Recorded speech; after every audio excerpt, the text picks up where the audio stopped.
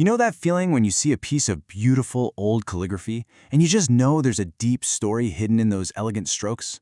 Well, today, that's exactly what we're going to do. We're unlocking a masterpiece, a Korean Zen poem written in Hanja. We're going to go character by character and reveal a four-step journey to enlightenment that's been hiding in plain sight. So let's get started. So this isn't just some ancient text. Think of it more like a personal letter. It's titled To Monk Haesu of this country, written by a Korean poet for a fellow monk who was far from home in China. And while it looks like just a beautiful piece of art, it's actually a roadmap to enlightenment laid out in just 4 simple lines. Let's start decoding it. Okay, before we dive in, a quick but super important point. These characters in Korea are called Hanja, and they have their own unique Korean pronunciations, which are different from modern Chinese. So to really appreciate this as a piece of Korean literature, we're going to be using those specific Korean sounds all the way through. It's a key part of the experience. All right, think of this poem as a 4-step climb. And this first line, this is our starting point, the solid ground beneath our feet. It's all about purity, that essential first step on any kind of spiritual path. In Korean, the line has this beautiful rhythm to it. Sam-eop, su-go-jong. Let's pull that apart and see what each character means. So, let's look at the building blocks here. Sam is 3. Eop means karma, or you can think of it as deeds. Su is water. Gu means together, and jong means pure or clear. So we've got our puzzle pieces. 3 karmas, water, together, pure.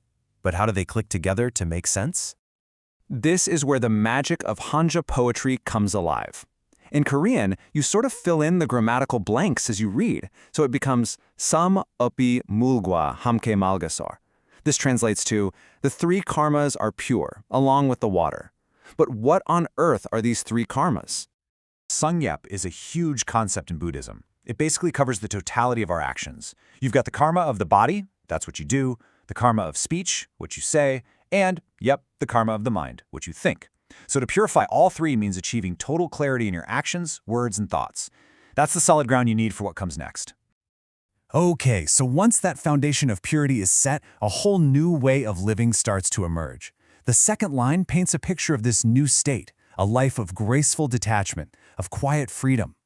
And that new state of being is captured right here, in this line. 일생 내요한. Let's break this one down too. Il means one, or in this case, a whole. Sang is life. Un is cloud. Ya means with or together with. And hun means leisurely or at ease. Pretty straightforward characters, but their combination is just beautiful. So when we put those pieces together with that implied Korean grammar, we get 일생이 구름과 더불어 한가하네, which translates to, a whole life is leisurely with the clouds. It just sounds so peaceful, doesn't it? Like floating above all the world's problems. But why a cloud? The symbol here is much deeper than it looks. In Buddhist thought, a cloud is the perfect metaphor for impermanence. I mean, think about it. A cloud forms, it drifts, it changes shape, and then it just dissolves, all without any resistance. It doesn't cling to anything. So, a life lived with the clouds isn't about having your head in the clouds, it's about being free from attachment, flowing in harmony with how things naturally are. Okay, we've cleansed our actions and we've found this life of peaceful detachment. Now, we've arrived at the climax of the poem. This third line is all about that lightning in a bottle moment, that profound insight that can only happen after deep meditation. And the sound of this insight is 관광밀소. Now the first 2 characters here are absolutely crucial. Guan means to observe or to see, but in a very specific meditative kind of way. Gong means emptiness. Then you have mi for subtle or small, il for one, and so for smile.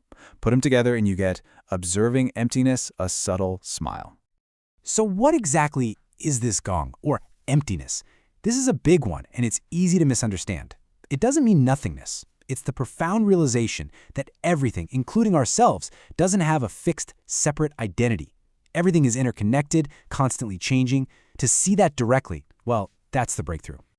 And that first character, Guan, is our key. It's not just seeing with your eyes. It points to a specific type of meditation called vipassana. A good way to think about it is this. Another type of meditation, samatha, is like building a powerful, focused laser beam. But vipassana, that's Guan, is when you use that laser to see reality with piercing clarity, to see Gong for yourself. And that moment of understanding, that's what brings the subtle smile. And so, we arrive at the final line. We've climbed the mountain. After the purification, the detachment, and that incredible flash of insight, what's left? What does the world look like now? The poem answers with a simple yet incredibly profound image. The final image of the poem, the view from the top, is this. Ho Woldung Changsan. Okay, one last time. Let's look at the pieces. Ho is white or bright. Wo is the moon. Dang means to face. Chang is blue or green. And San is the mountain. Altogether, it's just a simple, clear picture. The bright moon faces the blue mountain. So, where's the deep wisdom in that? The key to unlocking this final, simple line lies in a very famous Zen teaching. It talks about 3 stages of seeing, and our poem's final image is the culmination, the third and highest stage of that process. Here's how it works. In the first stage, before practice, you just see the surface of things. A mountain is just a mountain. Then, in the second stage, after you've had that insight into emptiness, our third line, you see through it. A mountain is not a solid thing anymore. It's a collection of changing parts. But the final stage is a return. Having seen through the illusion, you see the world again with total clarity. The mountain is once again just a mountain, and the moon is just the moon. All the analysis falls away. Reality is simply perfectly as it is. And that is the entire journey in just 4 short lines. From purifying our actions, to finding detachment, to that breakthrough insight, and finally, to seeing the world with fresh, clear eyes. The poem took us from seeing a mountain as just a thing, to not a thing, and then all the way back again. Which leaves us with the question to carry with us. After this journey, when you look at a mountain, what do you see?